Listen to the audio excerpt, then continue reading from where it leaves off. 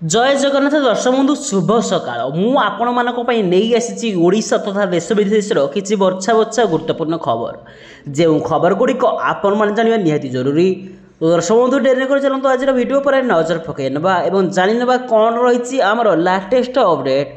तो दर्शक बंधु आज प्रथम खबर आउ 48 घंटा ओडिशा मौसुमी छुईब। तो दर्शक बंधु ओडिशा रे मेघुआ पाग सहित विभिन्न स्थान में वर्षा जारी रहा बेले आसंता 48 घंटे मौसुमी पुणी थे ओडिशा छुईब बोली आंचलिक पाणीपाग विज्ञान केन्द्र पक्षर कहुযাଉଛି। आसंता 48 घंटे ओडिशा समेत केंद्रीय भारत और संलग्न पूर्व भारतर अनेक स्थान को दक्षिण पश्चिम मौसुमी स्पर्श कर। आसंता काली बालेश्वर मयूरभंज केन्दुझर भद्रक केन्द्रापड़ा कोरापुट और मालकानगिरी किछि स्थान में बिजुली घड़घड़ी सह भीषण वर्षा बहीपे। एसह अवशिष्ट ओडिशा रे मध्य भल वर्षा होबार संभावना रही। आसंता 18 तारिख जाए राज्य में विभिन्न स्थान में प्रबल वर्षा होबार संभावना रही बेले रजरे सारा राज्य वर्षा रे भिजु बोली अनुमान करा जाउछि।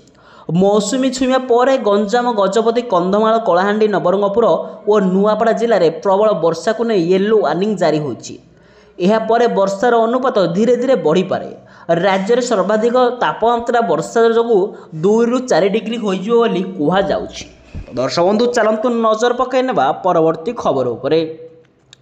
तो दर्शक बंधु महिला मानक मिल टंका प्रति मासरे महिला को मिल 7,000 टंका। जानतु केमिति कले LIC आपण यही टंका पाई परिबे। तो देश में महिला सशक्तिकरण को प्रोत्साहित करने भारत सरकार अनेक प्रकार योजना चलाउछंती। एथिपाई सरकार अनेक प्रकार योजना कहिसंती जो थे महिला माने सेमान सामाजिक अंशग्रहण को वृद्धि करेंगे एवं सेमानक निज पादरे ठिया हेबे जहाद्वारा कि साहाय्य कर अति सहायता करेंगे सरकार। भारतीय जीवन बीमा अर्थात LIC विशेषकर महिला मानक पई अनेक प्रकार योजना आणुची जो निवेश करी महिला माने केवल सेमानकर भविष्य को सुरक्षित नुह बरं लाभ मध्य अर्जन करछंती। किंतु आपण कोन जानिछंती जे LIC पाई एक स्वतंत्र योजना रही। यही योजनार नाम होची बीमा सखी योजना। देशर प्रधानमंत्री नरेंद्र मोदी डिसेम्बर 9 तारिख 2024 रे हरियाणा रे एही को आरंभ करथिले। यही योजना माध्यम ग्रामांचल महिला मानू LIC द्वारा तालीम दिया और बीमा एजेंट करके पैसा पाइपर। तो दर्शक बंधु आपणकर LIC अच्छी कि ना निहाती भाव में आमको कमेंट कर जनातु। तो दर्शक बंधु चलते नजर पकई ना परवर्ती खबर उपरे। खाइबा तेल दाम कमाइले केंद्र सरकार। तो दर्शक बंधु एवं केंद्र सरकार आश्वस्तिकर खबर आनिछंती। सरकार अशोधित खाइबा तेल उपरे मौलिक 20% ରୁ 10% को ह्रास करिसंती। एही ह्रास अशोधित सूर्यमुखी सोयाबीन एवं पाम तेल उपरे लागू हेबो। एही निष्पत्ति सहित अशोधित एवं रिफाइन तेल मध्य आमदानी शुल्क पार्थक्य 8.75 देखा जाउची। सेप्टेम्बर 2024 रे सरकार घरोई शिल्प को प्रोत्साहित करने आमदानी शुल्क वृद्धि करथिले किंतु एही निष्पत्ति विपरीत भाव में पड़िथिला। आंतर्जातिक बजार में मध्य तैल दर वृद्धि होइथिला। एहा मध्यरे चलित जहाँकि प्रभाव में खाद्य तेल मूल्य आहुरी वृद्धि पाइला। साधारण लोक रोषेई एक असंतोष प्रकाश पाइले। तो दर्शक बंधु चलतु नजर पकई ना परवर्ती खबर उपरे। 3,000 टंकार अधिक UPI ट्रांजैक्शन देवाकू पड़िबो कि चार्ज आसिला सरकारंकर बड़ बयान। तो UPI charge online payment platform नुहे बरं साधारण लोकों दैनंदिन जीवन सबुठार गुरुत्वपूर्ण अंश पलटि। UPI आरंभ होगा परठारु यह व्यवहार दिनकू दिन बढ़िबार लगी। तेबे निकटतरे सरकार UPI माध्यम होते ट्रांजैक्शन को ऊपर चार्ज करुथिबे बोली आलोचना करुछंती। जार एबे सरकारी बयान आसी एक रिपोर्टर दाबी करा जायथिले जे सरकार 3,000 टंकार UPI ट्रांजैक्शन उपरे मार्च डिस्काउंट दे अर्थात MDR पूर्ण लागू करछंती। आपण जहाँकि 2020 मसीह UPI ट्रांजैक्शन होता जदि आपण चार्ज कटिया जाउची ताले सरकार तार लाटेस्ट अपडेट बहुत जल्दी आनीदेवे। तो दर्शक बंधु चलतु नजर पकई ना परवर्ती खबर। 7,000 पार हेलानी कोरोना संक्रमित संख्या। हाँ दर्शक बंधु भारत में हु हु हो बढ़ी चली कोरोना संक्रमण संख्या चाहू चाहू संक्रमित संख्या आसी 7,000 पारी कलानी। गत 24 घंटा मध्य केवल 3 जन कोरोना संक्रमित मृत्यु रिपोर्ट होइछि। ମନ୍ତ୍ରାଳୟର ଅନୁଯାୟୀ ଗୁରୁବାର ସକାଳେ ଦେଶରେ ସମୁଦାୟ ସକ୍ରିୟ ମାମଲା 7154 ହୋଇଛି। ସ୍ୱାସ୍ଥ୍ୟ ଏବଂ ପରିବାର କଲ୍ୟାଣ ମନ୍ତ୍ରାଳୟ ସର୍ବଶେଷରେ ତଥ୍ୟ ଅନୁଯାୟୀ ମୃତକଙ୍କ ମଧ୍ୟରେ ଦୁଇ ଜଣ ମହାରାଷ୍ଟ୍ରର ହୋଇଥିଲା ବେଳେ ଜଣେ ମଧ୍ୟପ୍ରଦେଶର। ସେମାନଙ୍କର ଶ୍ୱାସକ୍ରିୟା ଜନିତ ସମସ୍ୟା ରହିଥିଲା। ପ୍ରାୟ ସମସ୍ତ ରାଜ୍ୟରେ ସକ୍ରିୟ ମାମଲା ସଂଖ୍ୟାରେ ସାମାନ୍ୟ ବୃଦ୍ଧି ରେକର୍ଡ ହୋଇଥିଲା ବେଳେ କେରଳରେ 2025 ମସିହାରେ ସର୍ବାଧିକ କୋଭିଡ୍-19 ମାମଲା ରିପୋର୍ଟ କରାଯାଉଛି। ଗୁଜରାଟ, ପଶ୍ଚିମବଙ୍ଗ, ଦିଲ୍ଲୀ ଏବଂ ମହାରାଷ୍ଟ୍ର ଭଳି ରାଜ୍ୟଗୁଡ଼ିକରେ ମଧ୍ୟ ଏହି ବର୍ଷ ବହୁତ ଅଧିକ କରୋନା ରିପୋର୍ଟ ବାହାରିଛି। ଦର୍ଶକ ବନ୍ଧୁ ଚାଲନ୍ତୁ ନଜର ପକାଇ ନେବା ପରବର୍ତ୍ତୀ ଖବର ଉପରେ। 20 ଲକ୍ଷ ହିତାଧିକାରୀ ଏପର୍ଯ୍ୟନ୍ତ କରିନାହାନ୍ତି eKYC, କଟିଯିବ କି ରାସନ କାର୍ଡ଼? ତ ଦର୍ଶକ ବନ୍ଧୁ ରାସନ କାର୍ଡ଼ ପାଇଁ କ'ଣ ଆସିଛି ଲାଟେଷ୍ଟ ଅପଡେଟ୍ ଚାଲନ୍ତୁ ଏହି ଭିଡ଼ିଓରେ ଜାଣିନେବା। ତ ରାଜ୍ୟରେ 20 ଲକ୍ଷ ହିତାଧିକାରୀ ଏଯାଏଁ eKYC କରିନାହାନ୍ତି। ଯେଉଁମାନେ ଜୁନ୍ ଶେଷ ସୁଦ୍ଧା eKYC ନ କରିଥିଲେ ସେମାନଙ୍କ ରାସନ କାର୍ଡ଼ କଟାଇ ଦିଆଯିବ। ପ୍ରାୟ 5% ଲୋକ ବର୍ତ୍ତମାନ ସୁଦ୍ଧା eKYC କରିନାହାନ୍ତି। ସେମାନଙ୍କ ସ୍ଥାନରେ ନୂଆ ହିତାଧିକାରୀଙ୍କୁ କାର୍ଡ଼ ଦିଆଯିବ ବୋଲି ଖାଦ୍ୟ ଯୋଗାଣ ଓ ଖାଉଟି କଲ୍ୟାଣ ମନ୍ତ୍ରୀ କୃଷ୍ଣଚନ୍ଦ୍ର ପାତ୍ର କହିଛନ୍ତି।